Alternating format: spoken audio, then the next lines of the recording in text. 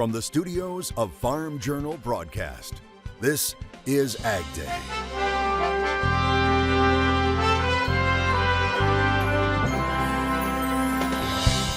What grows in New Mexico? Well, a whole lot, as we find out today in the latest edition of Ag States of America. Many cattle producers are asking, where's the rain? They're going to have to do some additional culling and liquidation in those areas. The latest on the difficult decisions many are facing. And are we finally seeing an end to record drought conditions?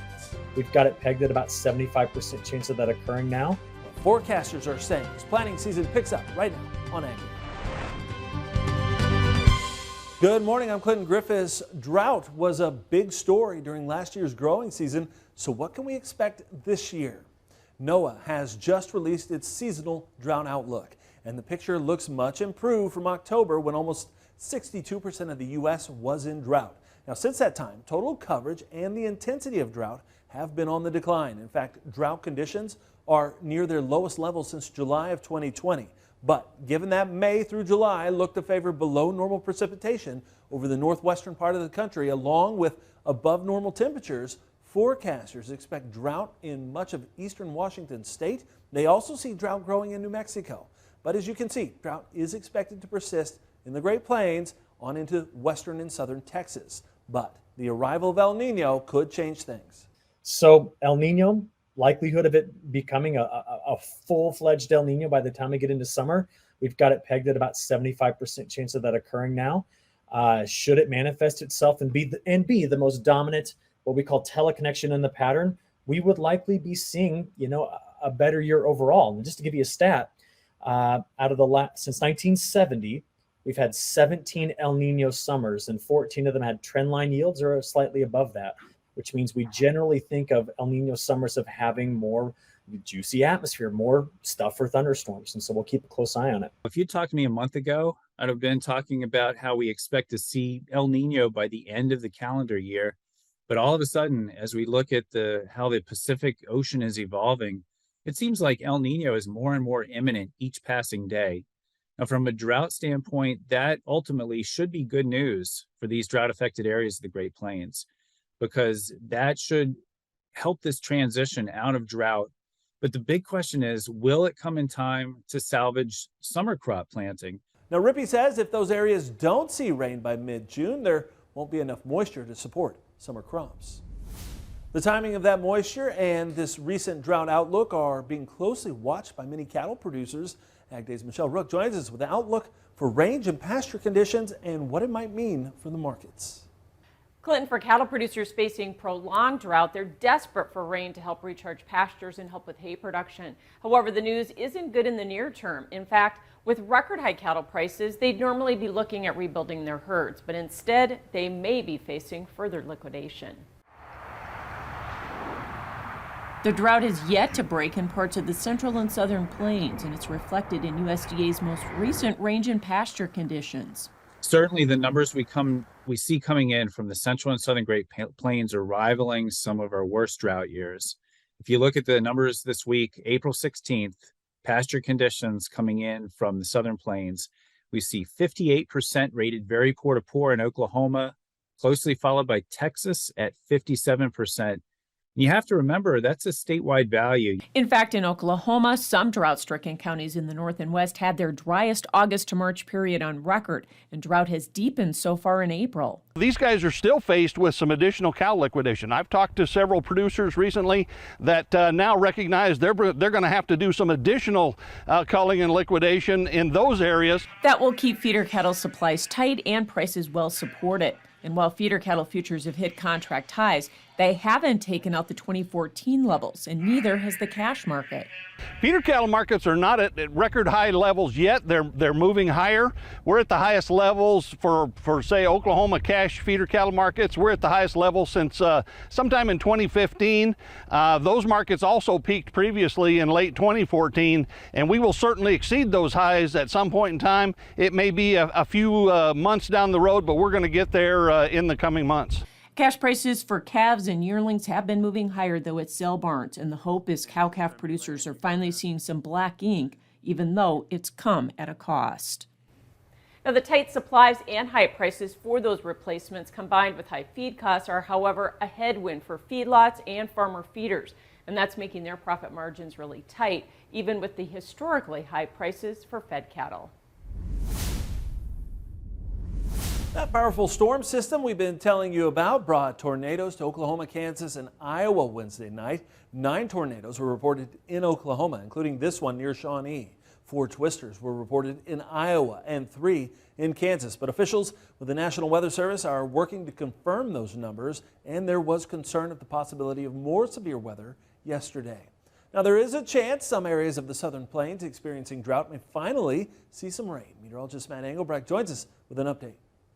Yeah, the very latest regarding that drought monitor, you can kind of see a big discrepancy on where that rain has continuing to come down and where it hasn't. Back out here into Oklahoma, but also into Texas, San Antonio, kind of in that extreme, if not exceptional drought. As you come back to the east, the drought non-existent. We've received a good amount of rainfall through portions of the Midwest. It's when you get into the upper Midwest, into the plains, that drought starts to sneak in there. Unfortunately, it's been severe weather, pockets of some severe weather rather than a good soaking rainfall where we need it. Now, we do have a bit of a cold spell coming up as we go into the weekend. Temperatures coming up later on this afternoon. You see that cooler, colder air starting to dig in across the United States from the north to the south. Tulsa, about 72 degrees. Compare that to Bismarck or even Minneapolis at about 42 degrees, 77 in Dallas, and 64 degrees in Memphis. Now, overall, we'll talk more about where the rain is going to be coming from next week in just a little bit. Go ahead, take a look at your screen here. While some folks are waiting for storms to pass or snow to melt, Ben from Ohio is getting seed in the ground. He's sharing this picture saying beans are going in today. I'll have more on your forecast coming up. The Missouri State Senate has voted to limit the amount of ag land that can be held by foreign ownership. Currently, 1% of Missouri farmland can be owned by foreign entities. Under the new legislation, that number would be cut to half of 1%. The bill would prohibit China, Russia, Iran, North Korea, and Venezuela from owning any land in the state. Now, right now, the Missouri Department of Agriculture says 0.36% of land in the state is foreign owned. China holds just over 42,000 acres. The measure now goes to Missouri House for further consideration. Grains trend lower once again on Thursday, so what's the downside risk? We'll discuss it next in Analysis. And later, I know about ag in New Mexico, but do you? We'll get a tour from the internet sensation Charlie Behrens as he covers the ag states of America in the country. AgDay is sponsored by Germinator Closing Wheels. Germinator steel closing wheels, perfected in conventional, excels in no-till. Order 12 to 16 rows today and qualify for free shipping or 20% off an end zone moisture management package.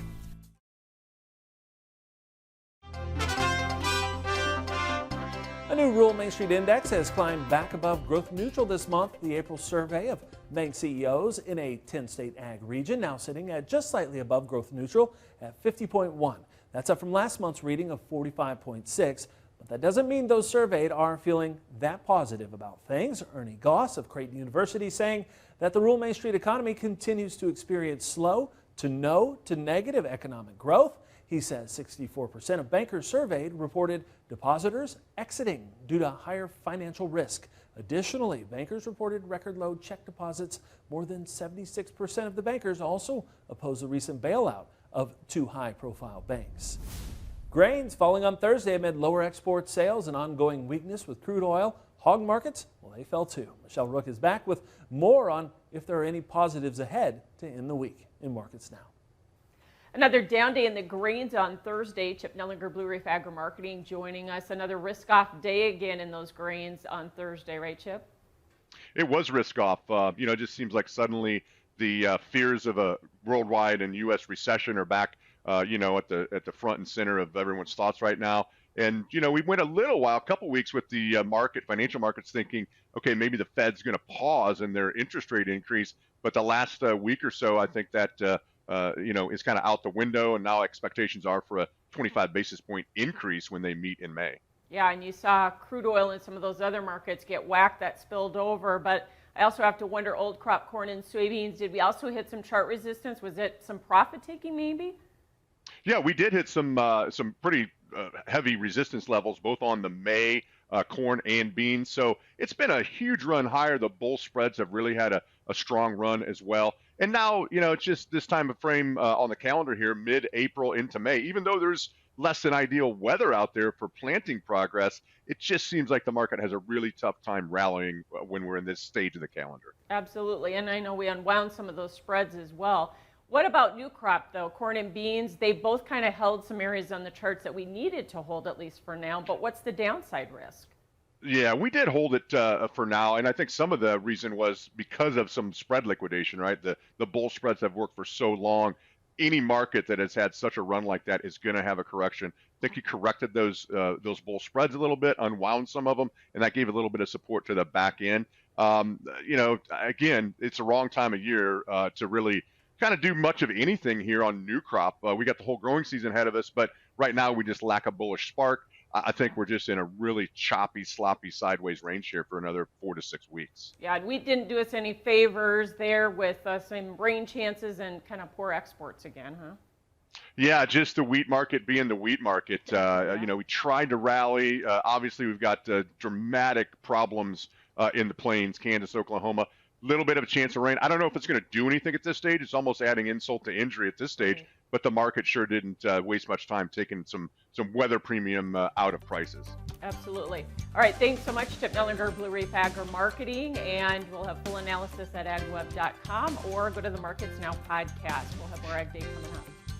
Farming has changed. Markets are riskier than ever. For customized, focused commodity marketing, contact Chip Nellinger or Adam Dreyer at 309-550-7213. Your next piece of equipment is on MachineryPete.com. Search equipment from dealerships across the country to find what you're looking for. Only on MachineryPete.com.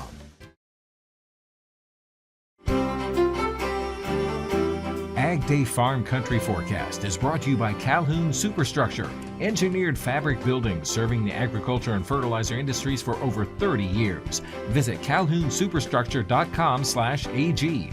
That's calhounsuperstructure.com/AG.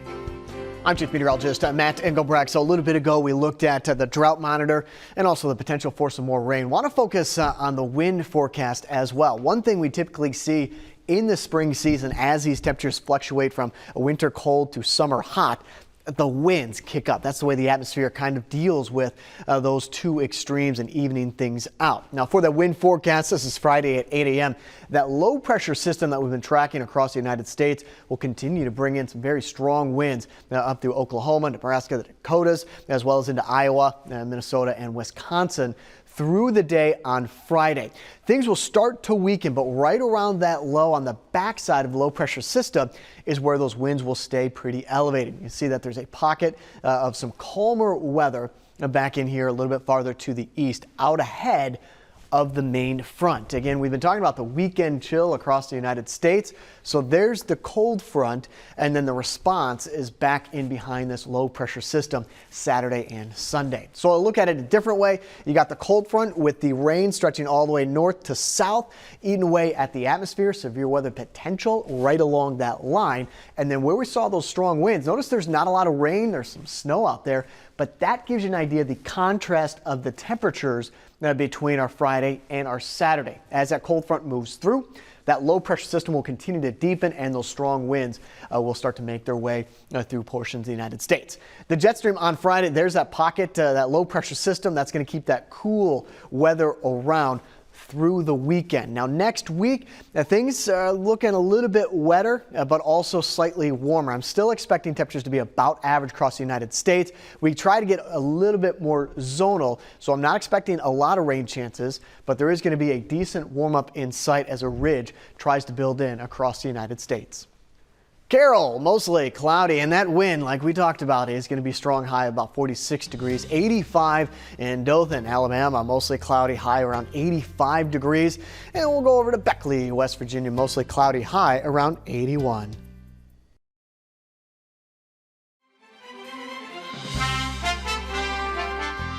CNH Industrial is the latest company announcing it's leaving Russia. It follows the ag equipment manufacturer's announcement in March of last year that it was suspending supplies to Russia. It had until last year a corporate office in the Moscow region. Now, it had manufacturing sites and a parts depot in the country. The company says at the end of 2021, its Russian operations generated revenue of about $380 million, or 2% of the company's total revenue. CNH Industrial says it plans to divest its business in Russia for approximately $60 million. New research from the Renewable Fuels Association shows consumers are saving money by filling up with E15. That analysis comes from the more than 3,000 reports from drivers over the past year or so. The report says that drivers saved an average of more than 25 cents per gallon when using E15 compared to regular E10. The RFA's CEO, Jeff Cooper, says that in a time of record high gas prices, this report confirms the emergency waivers for E15 delivered relief. Now, he's urging the Biden administration to continue sales of E15 this summer, adding that the issues of last year still exist as gasoline inventories remain 6% lower today than a year ago. The current waivers for E15 run out on June 1st. Agriculture in every state is unique. Next, we'll discover agriculture in New Mexico today in the country.